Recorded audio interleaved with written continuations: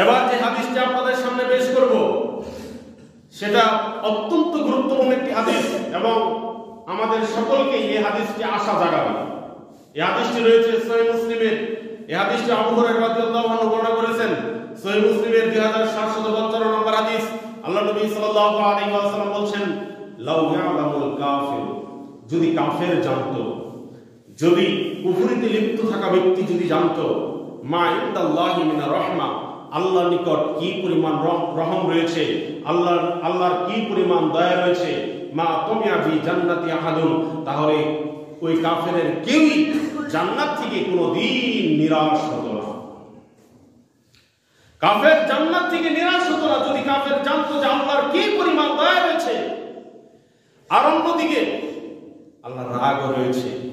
রাসূল সাল্লাল্লাহু আলাইহি ওয়াসাল্লাম হাদিসের অপর অংশে বলছেন, ওয়ালাউ ইয়ালামুল মুমিনু মা ইনদাল্লাহি মিনাল উকুবা, মুমিন যদি জানতো আল্লাহর আযাব কি পরিমাণ, আল্লাহর রাগ কি পরিমাণ, মুমিন যদি জানতো, মা কানাতা মিন জান্নাতি আদুন, তাহলে কোনদিন কোন মুমিন জান্নাতের আশাই করত না।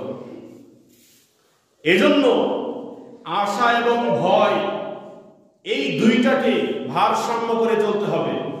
বেশি আশা করে পাপের কাজে জড়িয়ে পড়া যাবে না, আবার নিরাশা হয়ে পাপ কাজ হয়ে গেলে নিরাশা হয়ে তাওবা না করে নিরাশা হয়ে নিরাশ হওয়া যাবে না। কারণ আল্লাহ রাব্বুল আলামিন বলছেন, কুল ইয়া ইবাদিয়াল্লাযীনা আসরাফু আলা আনফুসিহিম লা তাকনাতু মির রাহমাতিল্লাহ, হে নবী আপনি বলে দেন, ইয়া ইবাদি, হে আমার বান্দাগণ, এটা আল্লাহ বলছেন, হে আমার বান্দা, হে আমার বান্দা, পাপ কাজ করার পরেও আল্লাহ রাব্বুল আলামিন নিজের দিকে সম্বোধন করছেন। সকলে বলে আলহামদুলিল্লাহ।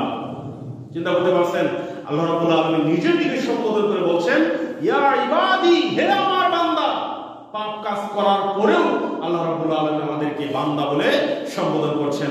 তিনি বলছেন যে আসরাফু আলা আনফুসিহিম, আসরাফু আলা আনফুসিহিম, তোমরা যারা নিজেদের উপর জুলুম করেছো, নিজেদের নফসের উপর যারা জুলুম করেছো পাপ কাজ করে, লা তাকনাতু মির রাহমাতিল্লাহ, তোমরা আল্লাহর রহমত থেকে নিরাশ হও না।